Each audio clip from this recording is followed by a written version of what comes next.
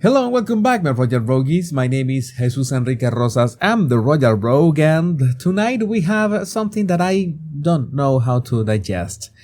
Prince Harry leaves fans disappointed as he touches live stream of life coaching summit for CEOs that charge $1,600 a ticket after posting up with the office star Mindy Kaling.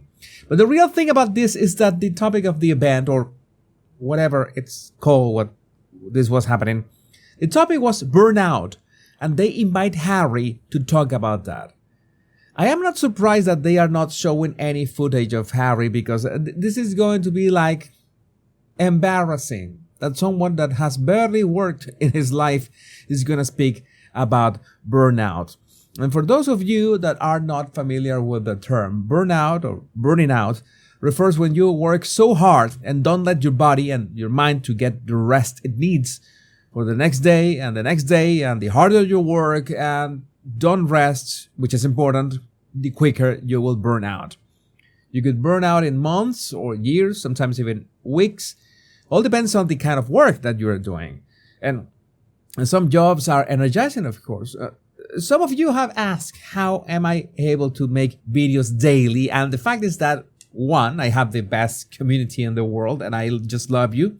And two, there comes a point when this is just like playing with these topics and, of course, giving you my insights and the memes. And mocking anyone who deserves to be mocked is energizing for me. So these videos are not a chore or hard work in themselves. So this could be classified as the kind of work that actually energizes a person. But what can Harry say about burnout? Honestly, what can he say about burnout if his job as Chimpo or Chief Imbecile Officer has less than 0 requirements and he was given wisdom on, wait for it, managing the pressures of today's world and modern corporate life? What is this? And again, he was supposed to appear live or at least be footage of him talking. I think it was scraped at last time because how embarrassing could it be that he is speaking nonsense about these topics? And just to give you an idea of how of an snooze fest at these kind of events, with Harry there was Adam Grant. Now, I don't have anything against Adam Grant. He's like the Tony Robbins of the corporate world. If you water down Tony Robbins to being absolutely, corporate. And he's the author of takes such as narcissistic leaders are threatened by talent. They want to be the smartest person in the room. Humble leaders are drawn to talent. They surround themselves with people who make them smarter. Great leaders grow talent. They strive to make everyone in the room smarter. And, you can imagine all the feedback on LinkedIn about him is always positive, and everyone tapping him in the back for his great takes. I mean, that's how people want these corporations and enterprises and companies to be. But we all know that this is almost never the case. The funny thing is that these companies hire people like Adam Grant and even Harry to lecture their employees on something like this that they themselves, the executives, never apply. And if you have ever worked in the corporate world, you will know what I mean, because, I have been there. It's like a sad joke, something like coming from Mindy Kaling, in which, by the way, she updated her Instagram talking about this.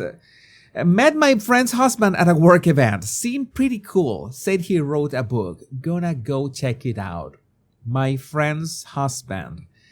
Yeah, I guess that she finds that comical or funny. You know that Mindy Kaling's humor is, mid at best. They keep saying that she was in the American remake of The Office and trying to connect her to Ricky Gervais. No, that doesn't work. We know who is Mindy Kaling. No matter how much you try to connect her to people who are actually funny, that is not going to work. And for some reason, in the article, they were talking about Mindy. They included this picture because you remember that Mindy was a guest at arsewives back then when the failed podcast of Meghan, that now is in enchilada or pina colada. I don't remember what is the name of the other new podcast company of Meghan, but whatever. I saw this picture and I said to myself, okay, so they took pictures, or did they film what they were doing? If they had a studio, why not? Well, the background is a bit lame, not gonna lie. We can see some wood panels at the back that look absolutely heinous. I think they could do better, but why couldn't they just film the podcast as well? That would have been a bit more fun. Oh, now, I get it. You remember that Meghan interviewed some of her guests, and other guests were just copied and pasted on the podcast to make it seem like Meghan was interviewing them? Well, that would have been a bit more difficult in terms of a video to copy-paste someone who wasn't there. That must be the reason why we got no filmed arsewives. And at the same time, and strangely enough, it's not only that we did not have videos of Harry, we do not have audio of Harry, and we got very, very few pictures of Harry. I mean, if these people at BetterUp are using Harry like, you know that I've explained this other times, like Chinese companies that they hire a tall blonde guy just to be part of the image of the negotiation team. They just have the tall blonde guy around just to brag about, hey, we have hired a tall blonde guy. That's something that Chinese companies do. I think BetterUp has something about that in Harry, and they have realized that the backlash they get when Harry is around for their events is not worth it. Like, they have like this white elephant that they don't know what to do with, and they cannot get rid of him, and at the same time, they cannot capitalize on him either. So this might be the reason why Harry was pretty much hidden in this time, and he will stay hidden in future events, because you know that this event was announced a while ago, and everybody was expecting Harry to grace the internet airwaves with his wisdom, but only the ones who paid the price of $1,600 could listen to the magical words of Gingerbread, and everyone else was not in the circle of trust. That is too bad. I wanted to watch Harry. I wanted to see if his body language has evolved in any way.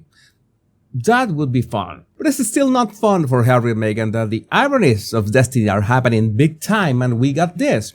Prince Harry, Meghan Markle more disliked in America than Prince Andrew. And it so happens that this occurs right after the show Scoop, or the program, the movie Scoop, was premiered on Netflix.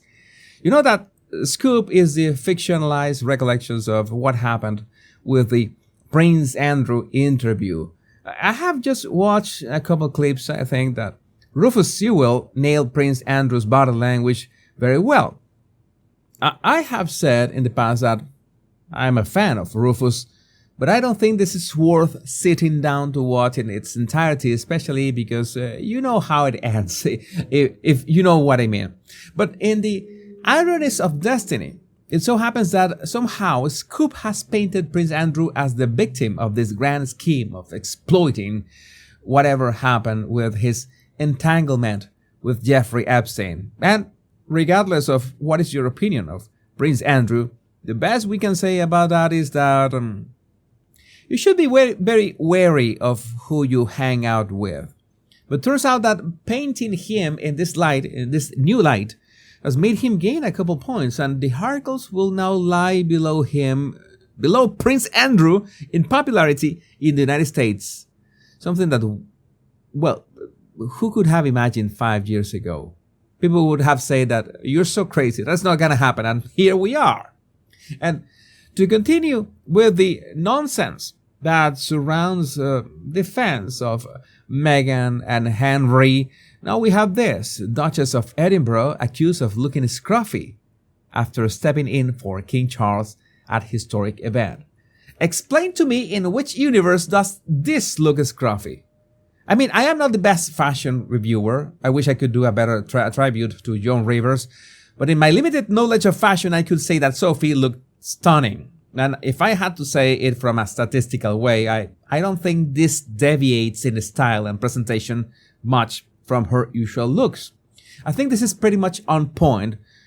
for Sophie. So whoever's saying and claiming that she looks scruffy, I think they should get their eyes checked, or maybe they should check their envy of the Duchess of Edinburgh.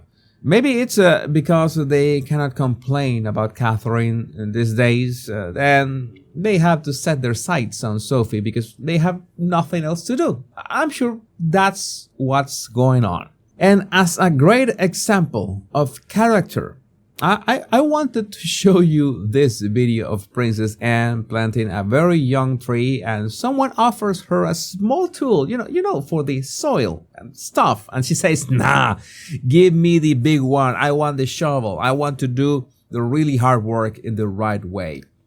And I'm sure that most of you have been fans of Princess Anne for a long time, and you know much more about the Princess Royal than I could learn in 1 year, but we could all agree that this is the kind of displays that represent her character in the best way possible.